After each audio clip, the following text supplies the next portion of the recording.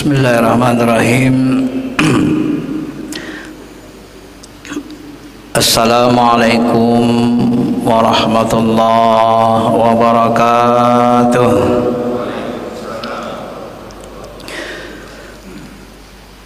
Alhamdulillahi rabbil alamin, wal aqibatu lil muttaqin. Alhamdulillahilladzi nawwara qulubana binuril iman wal islam wal ihsan wal ma'rifah. Ashhadu an la ilaha illallah wahdah la syarika lah, wa ashhadu anna sayyidina Muhammad Rasulullah. Allahumma salli ala habibina syafi'ina wa maulana Muhammadin wa ala alihi wa sahbihi ajma'in, amma ba'd. Ma'asyiral muslimin, Bapak Ibu yang dirahmati Allah Subhanahu wa taala, sebelum kita mulai, mari sama-sama kita berwasilah dengan Ummul Quran. Mudah-mudahan Allah Subhanahu wa taala melapangkan dada kita, membersihkan kalbu kita, dan meneranginya dengan cahaya keimanan, ketakwaan, ihsan dan ma'rifah. Dan mudah-mudahan nanti kita juga kembali kepada Allah dalam keadaan suci bersih, sehingga kita layak berkumpul bersama Nabi, para sahabat, guru-guru kita yang soleh dan solihah, keluarga kita yang soleh dan solihah. Dan mudah-mudahan kita juga nanti bisa dimuliakan bersama mereka, ditempatkan di tempat yang semulia-mulianya. Al-Fatihah. A'udzu billahi minasyaitonir rajim. Bismillahirrahmanirrahim. Alhamdulillahirabbil alamin. Iyyaka na'budu wa iyyaka nasta'in. Ihdinas siratal ladzina an'amta 'alaihim ghairil maghdubi 'alaihim waladdallin.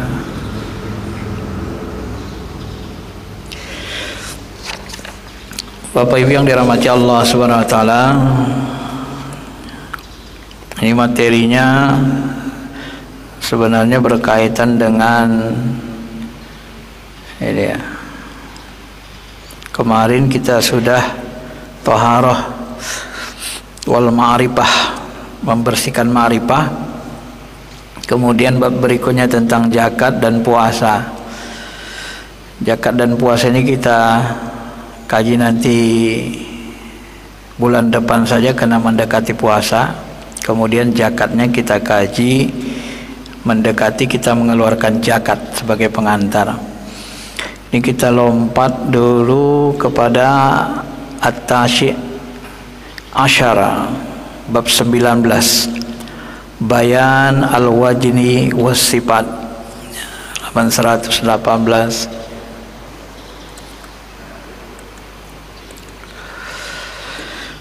Ma'asyiral muslimin, Bapak Ibu yang dirahmati Allah, sebagaimana buku ini judulnya adalah Sirrul Asrar, rahasia dalam rahasia, maka beliau mengungkap pengalaman-pengalaman ketika kita beribadah atau berzikir kepada Allah secara rahasia, ya. Diurai hadis-hadis, ayat-ayat yang dikemukakan Allah dan Rasulnya, dijelaskan berdasarkan langsung praktek dan pengalaman yang dialami beliau, Syekh Abdul Qadir Jilani, yang mendapat gelar Sultanul Aulia, rajanya para wali. Nah, dalam hal ini beliau mengatakan, ya, fi bayan al-wajdi was-sifa, menjelaskan tentang wajdun. Wajdun itu getaran kolbu.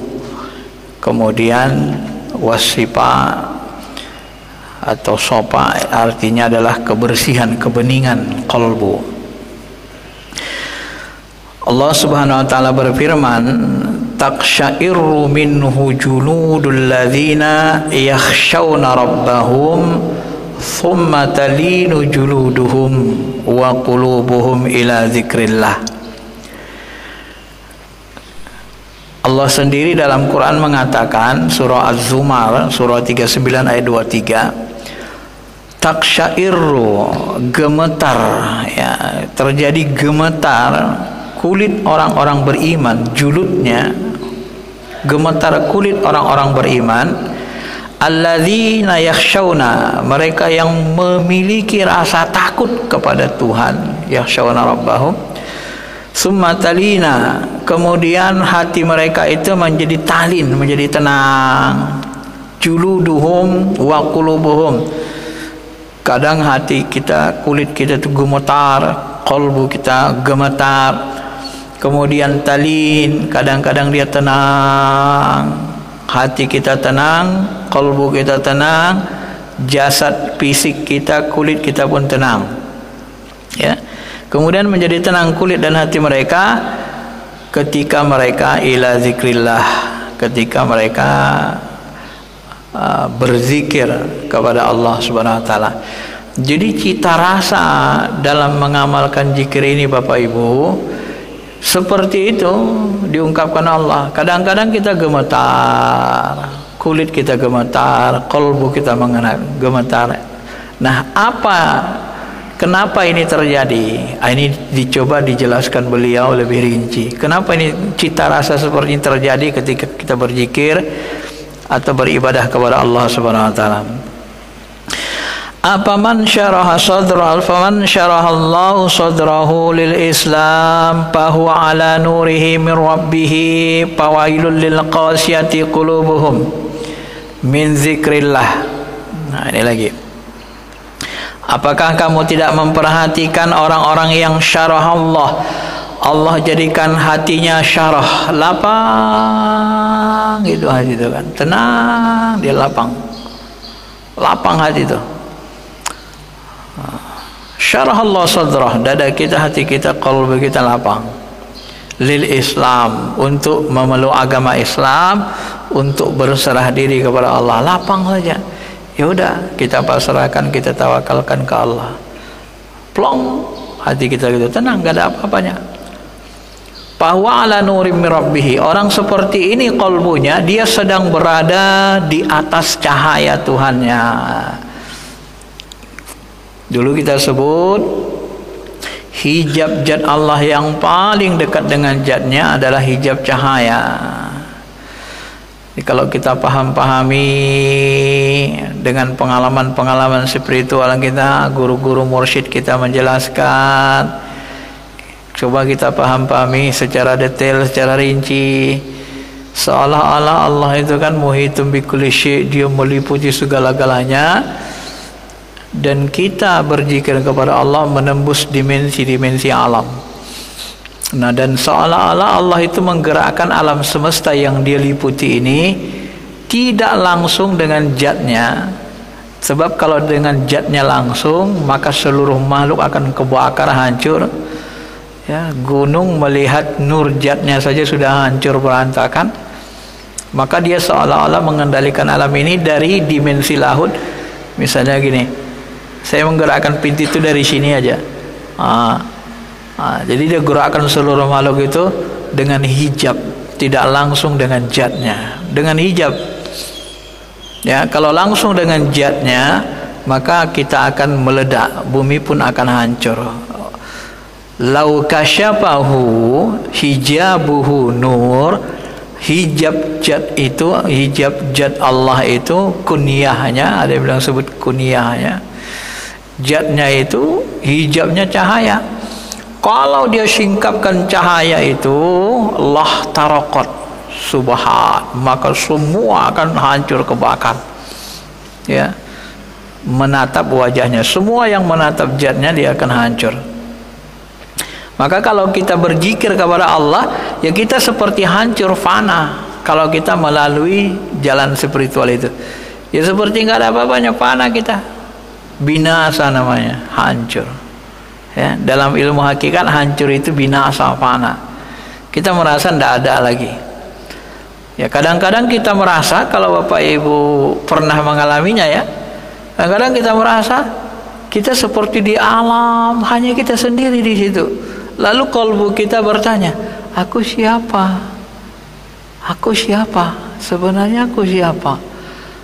Ya kayak orang bodoh gitu. Kita sadar tahu, tapi kita merasa kita itu ya kesadarannya itu saja, nggak ada apa-apanya. Seolah-olah jasmani rohani kita ini diambil alih kendali oleh Allah. Ya, itu dalam kondisi kita berada dalam ruang kosong. Ya. Maka disebut dalam satu hadis sahih, ya Rasulullah, aina Allah qabla khalaqa kulli syai'. Sebelum Allah menciptakan segala sesuatu, di manakah Allah ya Rasul? Kata Nabi, fi ama. Allah itu berada di ama. Ma fauqahu hawa wa ma tahtahu hawa. Di atasnya enggak ada udara, enggak ada ruangan, enggak ada awan. Di bawahnya enggak ada awan, enggak ada udara, enggak ada ruang. Maksudnya apa itu? Kata qadi qala al-qadi. Ama itu artinya adalah tempat yang unthinkable, yang tak bisa kita imajinasikan, tak bisa digambarkan. Ya, dia adalah ruang kekosongan murni. Maka disebut Allah itu dengan istilah Maha Suci. Maha Suci Allah, suci murni. Maka dalam zikir kita harus melalui dimensi-dimensi. Dimensi alam nasut, dimensi alam malakut, dimensi alam jabarut, masuk ke ruang kosong dekat wilayah lahut, wilayah ketuhanan. Maka disebut sebagian mursyid kita yang paling dekat dengan zatnya itu wilayah kekosongan murni itu. Kosong, nggak ada apa-apa kita lihat.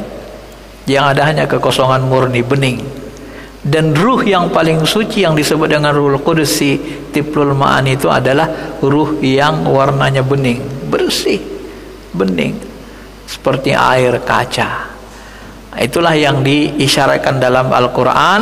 Allahu nurus samawati wal ard. Al-Ghazali menafsirkannya, mentakwilkannya, dulu pernah kita bahas.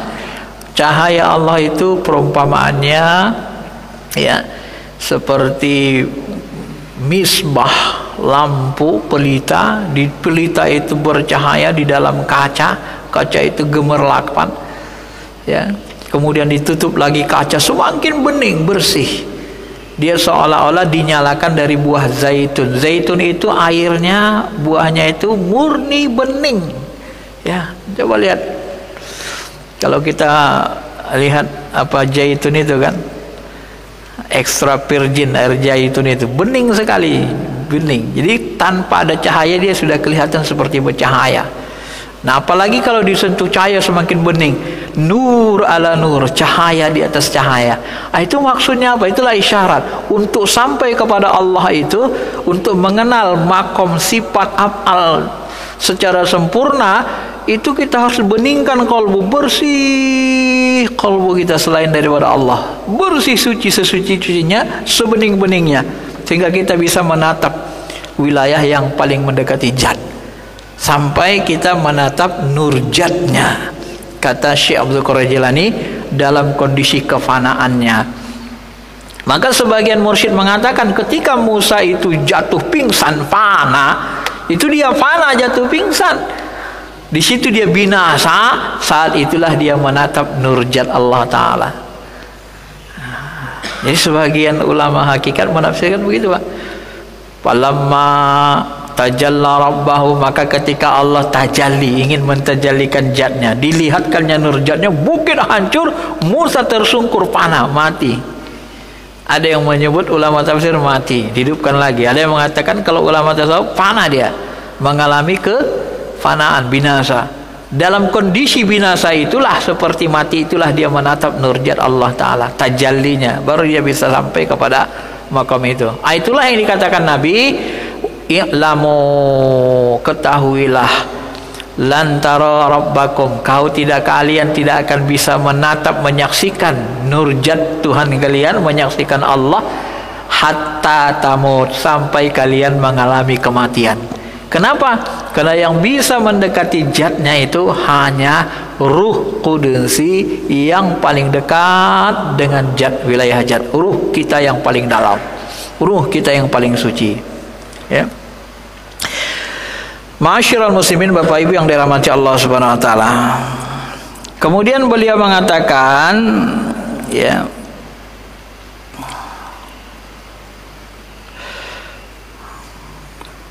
zazbatum min zazbatil haq tuwazi amal al-saqalain wa qala Ali karamallahu wajah man la wajadalahu la dinalah. Ini luar biasa bahasanya dia. Tapi kalau kita lihat di buku ini seperti melompat dia. Nah, apa kata beliau? Nabi SAW bersabda, satu tarikan ruhani saja, zazbah itu tarikan, satu tarikan ruhani saja dari tarikan-tarikan ruhani dari Allah yang maha hak, ya, Allah yang hak, al-haq ini nama Allah, sebanding tuwazi, ya, dari kata wazanat, sebanding, setimbangan, setara dengan amalan dua makhluk sakalain. Apa itu? Makhluk jin dan manusia. Jadi tarikan qalbu itu untuk mendekati Allah, tarikan yang kuat itu, apabila kita beribadah dengan rasa rindu, hati qalbu kita tertarik hanya kepada Allah, itu amalan seperti itu, kata beliau, itu setimbangan dengan amalan jin dan manusia. Ali karamallahu wajah mengatakan, siapa yang tidak punya wajdun, tidak punya ketertarikan kolbunya, tidak ada getaran kolbunya tertarik ke Allah, la dinalah, orang itu adalah orang yang tak punya agama. Kalau bahasa ininya, kalau tak punya agama kan ekstrim bahasanya kan, maka di sini diterjemahkan tak sempurna agamanya. Kenapa? Nggak ada ketertarikan kolbunya ke Allah Ta'ala. Ya, agama itu kalau nggak pakai kolbu, nggak ada ketertarikan hati, ya nggak terasa, nggak ngerti kita ini. Ya. Ma'asyiral muslimin, Bapak Ibu yang dirahmati Allah Subhanahu wa taala. Kemudian qala al-Junaid al-Baghdadi, Imam Junaid al-Baghdadi mengatakan, apa kata Imam Junaid? Al-wajdu iza sadafa fil batin, ya, al-wajdu fi musadafatil batin minallah waridu yurasu surura aw haznan. Nah, ini dia jelaskan. Bila Allah menumbuhkan, ya, jadi wajdun, cita rasa, getaran dalam kalbu kita itu, apabila Allah menanamkan rasa wajdun, rasa kasih sayang di dalam kalbu kita, batin manusia, maka orang itu nanti tiba-tiba kadang bisa senang, kadang bisa sedih, ya, tiba-tiba gembira sendiri, senang, kadang sedih. Kita sedih kenapa? Ya sedih, pingin jumpa Allah, pingin menatap wajahnya, zat aslinya, kadang begitu. Itulah wajdun. Ya, salah satu rasa lembut, rasa kasih sayang yang Allah tanamkan di dalam hati kita. Pal wajdu ala nau'aini, wajdul jismani yang nafsaniyah wa wajdul ruhani rahmaniyah. Kemudian di sini lagi diterangkan, wajdun itu ada tiga, ada dua macam, ya, nau'aini. Yang pertama wajdun, getaran kalbu yang bersifat jismaniyah, bersifat jasmani, ya, bersifat jasmani nafsani, berasal dari hawa nafsu. Yang kedua bersifat ruhaniyah, berasal dari ruhani kita, tarikan Allah Subhanahu wa taala. Pal wajdun nafsaniyah, adapun tarikan nafsani, wajdun nafsani ini, getaran nafsani, getaran yang didorong oleh jiwa kita, nafsu kita, hawa nafsu kita, ya. Bagaimana bentuknya? Di sini disebut, ya, wa wajduhu biquwwatil jism, ya, antuwajahu biqawwatil jism. Di sini agak beda lapasnya dikit dengan buku ini. Ayyatawajidahu biquwwatil jism. Maksudnya apa? Dia didorong oleh kekuatan jasmani, kekuatan hawa nafsu. Dia muncul dari kekuatan jasad, bi ghairi quwwatil jazbah ghalabar ruhaniyah. Dia bukan dari tarikan ruhani, tapi lebih kepada tarikan nafs jiwa kita, nafsu kita, gitu ya. Maka nanti muncul apa? Mislur riya, muncul riya. Jadi kalau begitu narik, kau gini aja lah supaya dilihat alim, kau begini aja lah supaya begini-begini. Itu tarikan kolbu, itu tarikan hawa nafsu, tarikan nafs jiwa kebinatangan kemanusiaan kita. Jadi kalau muncul riya, muncul sum'ah, muncul syahra, pingin masyhur, pingin menjadi orang terkenal, ini adalah tarikan hawa nafsu. Itu tarikan hawa nafsu, getaran hawa nafsu dalam diri kita. Nah, itu yang bentuk pertama. Nah, semua ini kata beliau adalah batil. Inilah tarikan atau getaran batil dalam diri kalian.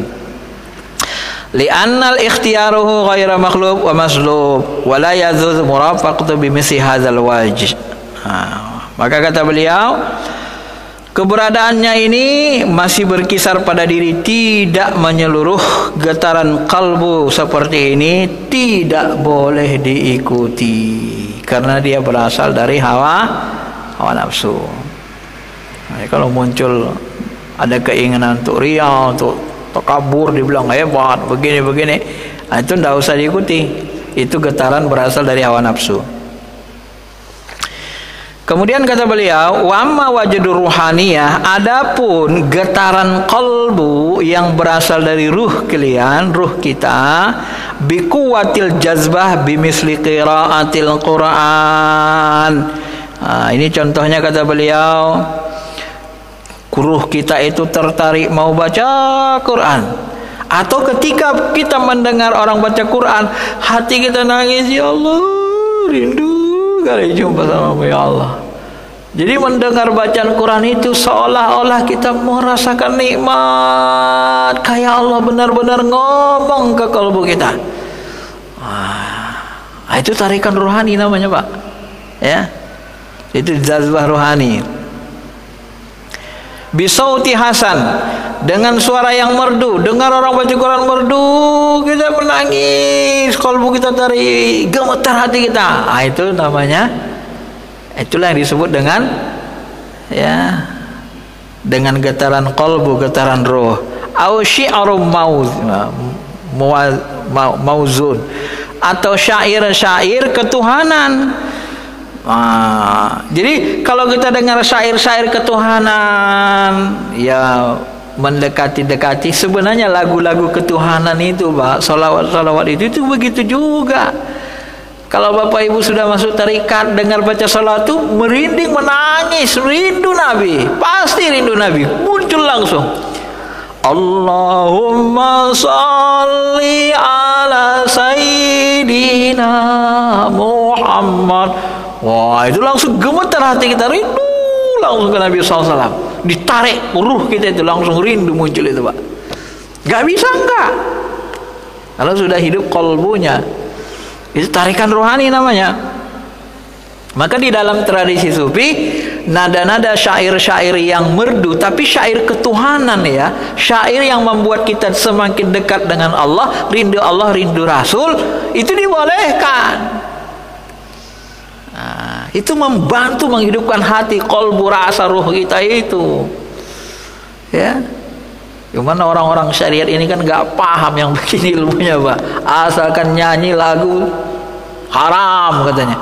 Padahal dengar lagu itu ruhani kita tertarik untuk ke Allah, tertarik untuk rindu Rasul. Disesatkan juga lah orang yang dengar sholawatan. Dia dengar sholawatan, gak ada rasa dalam kalbunya, gak hidup, gak rindu sama Nabi. Kita dengar sholawatan langsung nangis, rindu, karena dia gak belajar ilmu kalbu, sehingga terjadilah pemahaman yang keliru seperti itu. Inilah langsung pengalaman. Ya, wali kutub. Ma'asyiral muslimin, Bapak Ibu yang dirahmati Allah.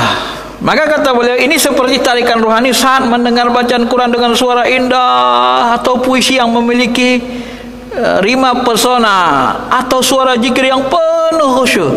La ilaha illallah, la ilaha illallah. Bernada dia, Pak, Bu. Makanya kita disuruh Nabi, bacalah Quran dengan bernyanyi. Bukan umatku orang yang membaca Quran tidak pakai lagu. Karena nada yang indah itu menghidupkan kalbu, cita rasa di kalbu, di ruh kita. La ilaha illallah, membangkitkan semangat. Sahabat pun begitu. Itu sahabat itu dibangkitkan, orang dibakar semangat rohaninya itu. Allahu Akbar, Allahu Akbar. Itu bakar orang, itu kalbu kita ketarik itu. Ya. Apalagi saat perang kan, Allahu Akbar, Allahu Akbar. Itu tertarik kalbu kita tuh, disebut nama Allah, gemetar dia, naik, hilang rasa takut kita kepada makhluk. Jangan main-main dengan yang seperti itu, Bapak Ibu. Itulah yang membuat kita kuat. Ruh gitu, gerakan ruh, tarikan Allah kepada ruh kita. Ya. Terhadap tarikan rohani ini, jasad sendiri tidak memiliki kekuatan dan pilihan untuk menolaknya. Jasad kita nggak bisa nolak, karena ruh kita yang ketarik. Jasad kita nggak punya pilihan dia. Fala yabqalil jisim quwwata wakhtiyar, nggak bisa milih dia, nggak ada kekuatan untuk menolak. Udah ketarik dari dalam. Wahadzal wajri ruhani wa rahmani. Inilah yang dimaksud dengan getaran qalbu, tarikan Allah kepada rohani kita, dan bersifat rahmani, dia bersifat kasih sayang, rahmat Allah, dan dia termasuk fayastahibbul muwafaqah, dia termasuk yang disunnahkan, yang dicintai, bagus diikuti. Ya, tertarik kita baca Quran, dengar itu, pingin dengar orang baca Quran, indah sekali, rindu kita, nangis kita, pulang ke rumah kita baca Quran lagi, ya Allah, ya Allah. Itu namanya wajdur ruhaniyah, ya, getaran ruh, getaran yang boleh diikuti, yang bagus diikuti. Firman Allah Ta'ala, "Fabashshir ibadil ladzina yastami'una al-qawla fayattabi'una ahsana." Ya. Berilah kabar gembira kepada hamba-hamba kami, mereka yang mendengarkan firman Allah dan mereka mengikuti pendapat yang lebih baik. Nah, di sini beliau kan dijelaskan beliau kan, wa kaza sautul usyaq wat tuyur, ya, walhan al aghani.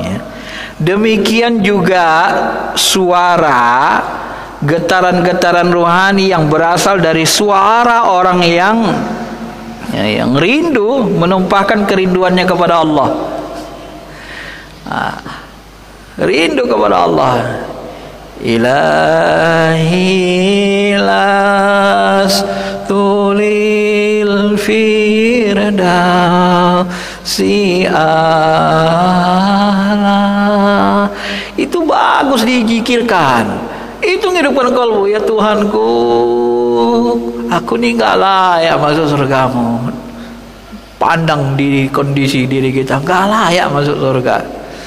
Wala aqwa ala nari jahimi, tapi aku nggak akan mungkin kuat masuk ke dalam nerakamu, menerima azabmu. Mau masuk surga nggak layak ya Allah, mau masuk neraka nggak akan kuat ya Allah. Jadi ada kerinduan, penyesalan. Itulah syair-syair menghidupkan kolbu. Karena syair itu pun berasal dari kolbu yang rindu kepada Allah, kolbu yang merindukan Nabi. Salawat-salawat yang dibuat ulama kita itu salawat rindu, ungkapan rindu. Orang-orang yang mencintai wanita, mencintai pria, tuh kalau nulis surat bersyair, rindu luar biasa syairnya, Pak. Nah, begitulah orang yang merindukan Allah, merindukan Rasulullah, dia akan nulis syair-syair kerinduan kepada Allah. Dia akan tulis salawat-salawat kerinduan. Ya, dia akan nulis itu. Ya. Maka ada yang menyebut, yang menulis buku apa itu, buku kumpulan sholawat Nabi, apa nama bukunya itu, sebenarnya sangat terkenal, jarang saya sebut, lupa saya jadinya. Ya, ada buku kumpulan sholawat Nabi, dia tulis. Itu orang yang nulis kumpulan sholawat itu matinya jasadnya utuh wangi, ya, karena itu ditulis berdasarkan kerinduan dari kepada Nabi Muhammad SAW dari qalbunya. Itu menghidupkan qalbu, itu tarikan namanya, wajadun, cita rasa kita bertuhan, mendekati Allah. Maka di sini diperumpamakan Syekh Abdul Qadir Jilani,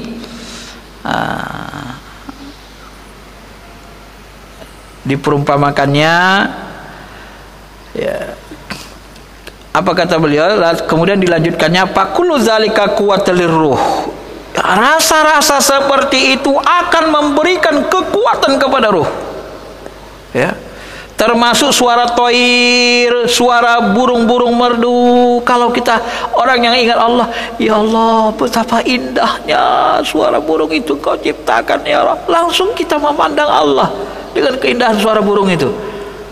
Nah, maka nanti kata beliau, nanti di ujung disebut juga, Nabi Daud itu ketika dia membacakan bertasbih, burung-burung pun ikut mendengarkannya. Nah, maka dia bilang nanti di sini, sedangkan burung-burung saja terpesona dengan tasbih Daud, bagaimana kau kalbumu gak terpesona dengan kalbumu, gak terpesona dengan tasbih-tasbih, zikir-zikir orang yang merindukan Allah. Maka kalbunya itu lebih sesat dari binatang, kata beliau. Ya. Burung-burung berhenti mendengarkan tasbih Nabi Daud, semakinkan merdunya, keindahannya. Burung-burung pun tertarik dengan tasbih seperti itu, yang merdu, zikir-zikir yang merdu itu, ya. Maka kata beliau, ini adalah kekuatan ruh. La madkhalan lin nafsi wasyaitan. Maka nafs kamu, jiwa kamu, hawa nafsumu, setan pun tidak bisa memasukinya. Kalau dia berani memasuki rasa yang seperti itu dalam qalbumu, maka apa yang terjadi? Dia akan terkulai, seolah-olah dia terkulai, seperti kalimat la haula wala quwata illa billah. Dia akan terkulai, hilang kekuatan setan, dayanya hancur, dia lemas, dia bisa juga diumpamakan dengan leburnya garam. Jadi setan itu kalau masuk ke dalam qalbu kita yang punya rasa seperti itu, seperti dia masuk, seperti garam masuk ke dalam air panas, lebur, dia hancur. Gak berani setan dekat, Bapak Ibu. Coba nanti lihat video Ustadz Daru yang 2 yang terakhir itu, ketika dia mau dibunuh seorang dukun, dia ngobatin itu, dia mengucap la ilaha illallah itu dengan rasa dekat dengan Allah, rasa rindu. Setan nggak bisa masuk mendekati kalbu yang seperti itu, Bapak Ibu. Dia terkulai, kuat dia, seperti garam dimasukkan ke dalam air. Kenapa? Hati kalbu itu ketarik ke Allah saja, nggak kuat dia, ya. Sebagaimana dijelaskan dalam sebuah hadis, fa fi qiraatil ayat wal asy'ar hikmah wal mahabbah wal ishq wal aswad al hazinati quwwatan nuraniyah. Ya, begitulah disebutkan dalam hadis, kata beliau, pada bacaan ayat Quran, puisi-puisi ketuhanan yang bijaksana seperti Al-Hikam itu puisi, itu bahasa qalbu, itu ilham yang dihunjamkan ke dalam qalbu, dituliskan Ibnu Thaillah, itu menghidupkan hati. Ungkapan-ungkapan cinta ke Allah, rindu ke Allah yang dilakukan para sufi, rumi, rasa rindu diungkapkan mereka. Keluh pilu, terdapat kekuatan cahaya yang mampu menerangi ruh kita. Di situ ada cahaya. Dan cahaya yang paling besar dikandung Al-Quran, firman Allah. Maka kalau kita mau mendapatkan cahaya, baca Quran. Kalau kita mau dialog dengan Allah, tunggangilah Quran itu. Baca dia dengan khusyuk, dengan hikmat. Itu seolah-olah nanti kita rasakan Allah ngomong ke diri kita. Kalau kita sudah punya wajdun, punya getaran qalbu. Ini kalau dalam ilmu syariat kan nggak ada bahasan begini, Pak. Ini dibahas dalam ilmu qalbu, ilmu hakikat. Dan ini bisa kita buktikan, bukan omongan doang. Ya memang begitu yang kita rasakan, yang diceritakannya apa yang kita rasakan, apa yang kita alami kan. Masyiral muslimin, Bapak Ibu yang dirahmati Allah. Sebagaimana Allah berfirman, wattayyibuna littayyibat. Ini dia umpamakan, dia kiaskan, analogikan. Sesuatu yang baik, laki-laki yang baik dipasangkan Allah kepada perempuan yang baik. Maksudnya apa? Maksudnya cita rasa, getaran kolbu yang baik itu pasangannya ruh. Ya. Maka di sini disebut juga kan, syair, hikmah, mahabbah, ungkapan dasar cinta, rindu ke Allah, suara-suara yang menunjukkan kerinduan, kemudian suara-suara yang menunjukkan kesedihan untuk bertemu dengan Allah. Ini adalah kekuatan cahaya bagi ruh.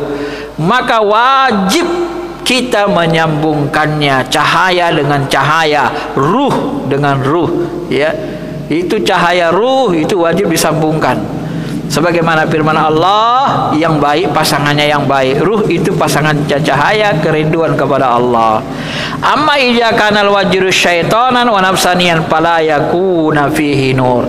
Adapun getaran setan, getaran hawa nafsu, jiwa yang kotor, dia tidak memiliki cahaya. Yang ada adalah kegelapan, bal yakuna julmaniyah wa kufran, dan kekufuran. Karena kolbunya itu kiswah, kasar, kolbunya itu julumat, gelap, kolbunya itu makpulun, khotam, tertutup, nggak ada daya tariknya kepada Allah Ta'ala. Itulah. Kalau orang baca Quran nggak tersentuh, itu lihat kolbu gitu tuh, bermasalah kolbu gitu tuh. Kalau dengar baca Quran dengan indah, kita tidak tersentuh kalbunya. Wazulumatu ila tasilu ila zulmani, dan kegelapan itu pasangannya atau dia tersambung kepada kegelapan. Gelap nyambungnya ke gelap, cahaya nyambungnya ke cahaya. Gelap dan cahaya tidak bisa bersatu.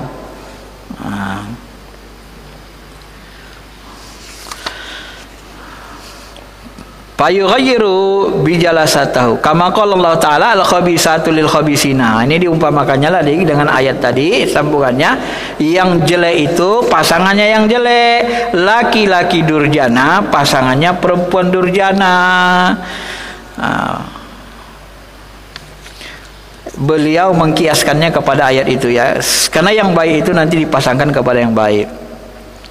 Wa amma idza kana al-wajdu syaitana fala yakuna pinur. Tadi saya sebut tidak ada cahaya dan dia berpasangan, ya. Falaisa lirruhi fihi quwwah, maka kegelapan itu untuk ruh tidak ada kekuatannya, ya. Walaisa lirruhi quwwah, enggak bisa menguatkan rohani kita, Pak. Percuma. Palula al-harakat, para harakat wajinawani ikhtiar wadir. Ini disebutkan lagi. Kita langsung baca terjemahnya aja lah, ya, langsung, ya. Kalau Arabnya apa? Waktunya enggak cukup. Kemudian kata beliau,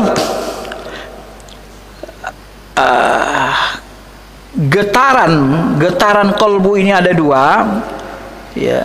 Getaran kolbu ada dua. Yang pertama dia ikhtiari, bisa dipilih. Yang kedua tak bisa dipilih, doruri. Dia memiliki dua getaran yang sifatnya ikhtiari, opsional, pilihan, atau getaran yang bersifat memaksa, terpaksa, nggak bisa kita lawan.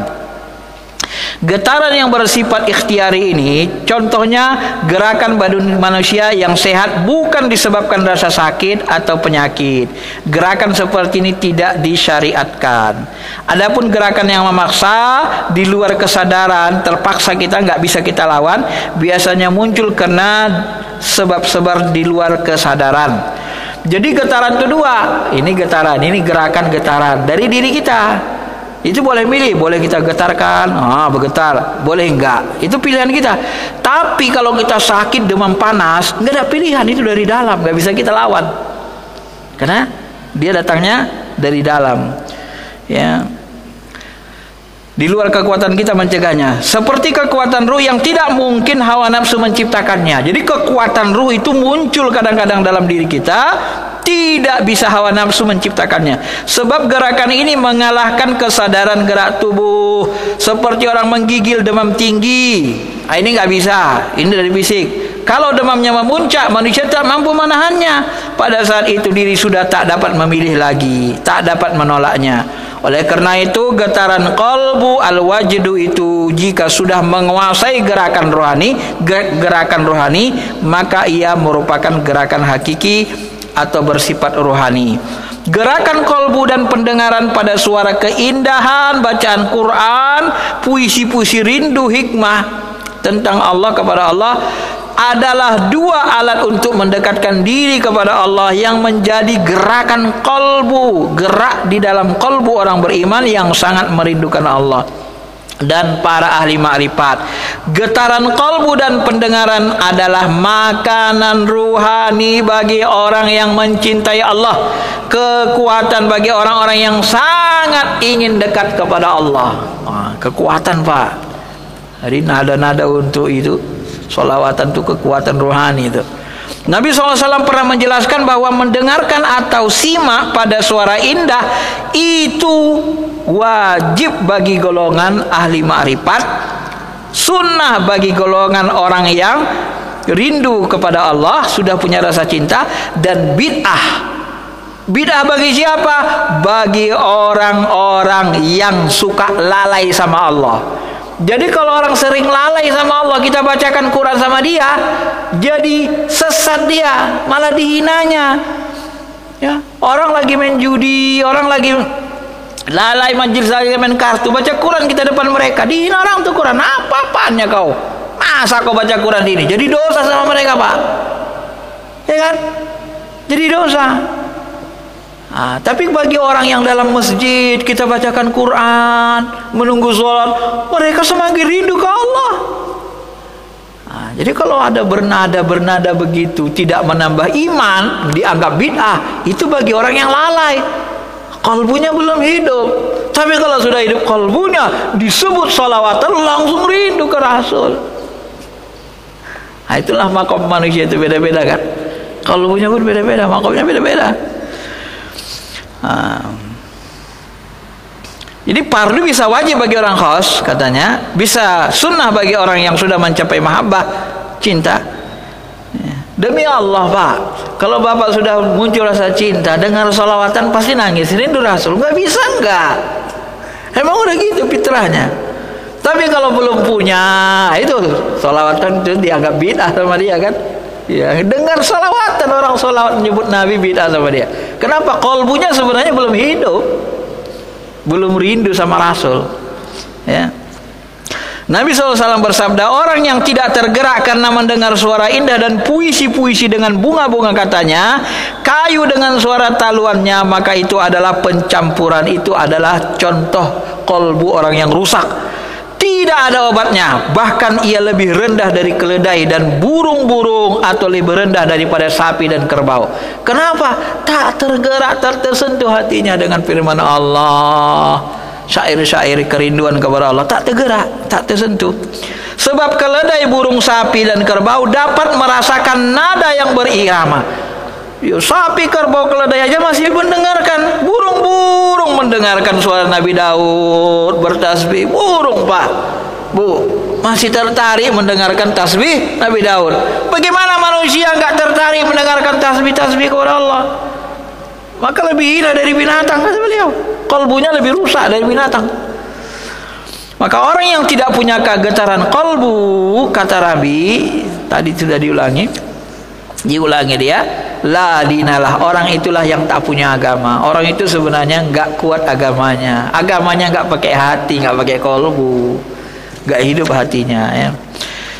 Terakhir, bait terakhir, gerakan kolbu itu ada 10 bentuk. Nah, ini disimpulkan beliau. Jadi gerakan kolbu itu, getaran kolbu itu ada 10 bentuk. Sebahagian jelas dan sebahagian tampak nyata wujudnya dalam gerakan, sebagian lagi samar, bekasnya tidak terlihat dalam jasad. Seperti cenderungnya kolbu pada zikrullah.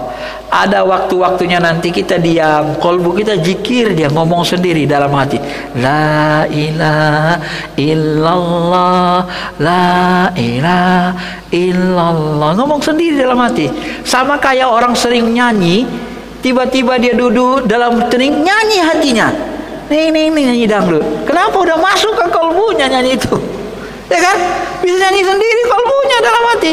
Tapi orang yang rindu ke Allah zikir, ngomong sendiri dia. Kalbu itu ngomong berzikir sendiri, ya. Itu tanda dia hidup.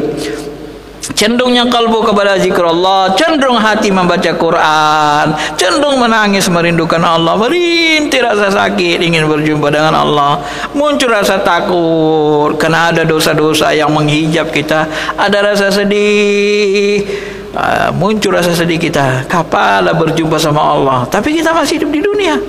Kadang putus asa melihat kelemahan kita, ketidakberdayaan kita untuk menggapai wilayah jannah. Putus asa kita terhadap, bukan putus asa terhadap amal, ya. Artinya memang enggak bisa kita paksakan bahwa kita bisa berjumpa dengan Allah. Kadang kita merasa bingung ketika melaksanakan zikrullah. Bingung. Siapa aku ini? Ada kondisi seperti itu. Masuk kita wilayah kesendirian di dalam ruang kosong. Siapa aku? Aku ini sebenarnya siapa?